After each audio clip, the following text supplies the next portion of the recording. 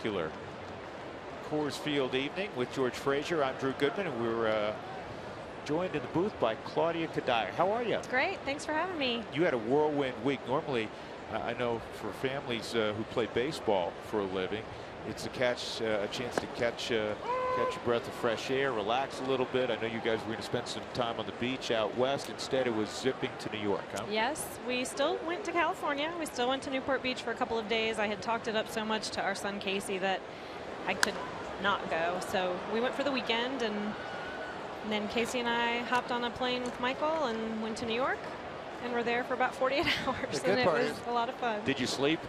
I did, yeah. I mean, it was good. I mean, I had one of 3 kids, so actually it was kind of a break, you know. And the good thing is you've gone through this before with Michael in the American League, so you kind of knew what to expect. Yep. New York City does it a little differently. Yeah, isn't that amazing? That city does things differently. They sure do. Yeah. You know what's neat? We just showed a shot. We're going to show it again.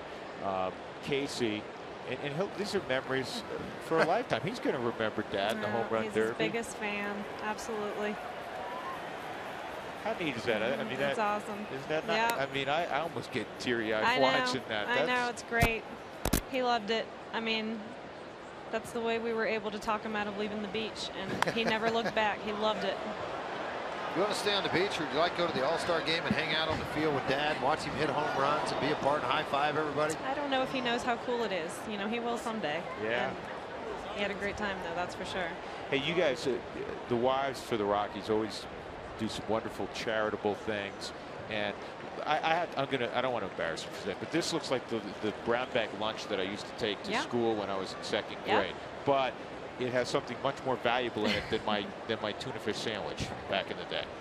Yeah, well, we're starting to get some fundraising into full gear here, and we're starting preparing for our grab bag event, which is going to be next weekend, the 26th and 27th, Friday and Saturday.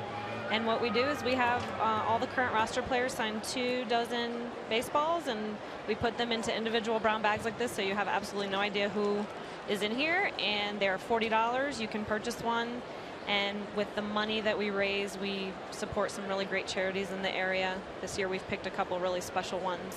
Last year we raised over $20,000 with this event, so we're really hoping that the Denver community will come out and help us support these charities. And tell us again, so it's next weekend. Yep. Now, if you're planning on coming to the ball game, you bought a ticket, or maybe you're planning on buying a ticket, where will we find the wives, and how early should they get there? Yeah, we have a kiosk right behind home plate. It's a great location, and we start selling when the gates open, and we are there until they sell out, and we split them in half, so there's baseballs on both nights.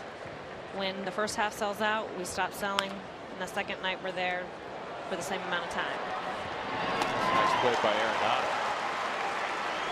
You have a great story, and I can't remember if last year we had you tell it on the air, but Michael and yourself from what's become a baseball hotbed in that Chesapeake area in Virginia. And I think it's really funny that one of the big stars in the game, Justin Upton, you as a teacher had in class in high school, correct? Yes.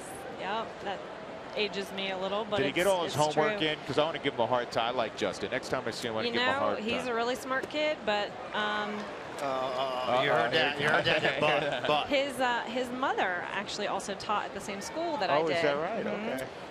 Yvonne Upton, great lady, good friend. friend. How unfair is that? You walk into the lunchroom and go, you might want to talk to BJ. That's not right. And so, Justin at the time was playing football. It was in the fall, and he was having a hard time getting his work in. And as a teacher, you're supposed to call the parent, and so I actually just left a note in her mailbox, and she came into the class and called him out in front of all of his friends, and it was really embarrassing for everybody, and I felt really bad, but I mean, he got all of his work in. Yeah, that was the end of that problem, right? Yeah, good boy. Well done. I was getting ready to say, you went to the bottom of the Christmas list real fast. This teacher's getting nothing from me for Christmas. Now, have you seen him since he's been in the big leagues? Yeah, I'm sure? absolutely. Great guy. Right. I mean, his family, they're good friends of ours, and so absolutely water under the bridge. He's a good kid. Yeah, he's done okay for himself. Oh, I think so. Yeah. So again, that event is next weekend. Yeah, Friday and Saturday nights, and like I said, $40. You are guaranteed an autographed baseball.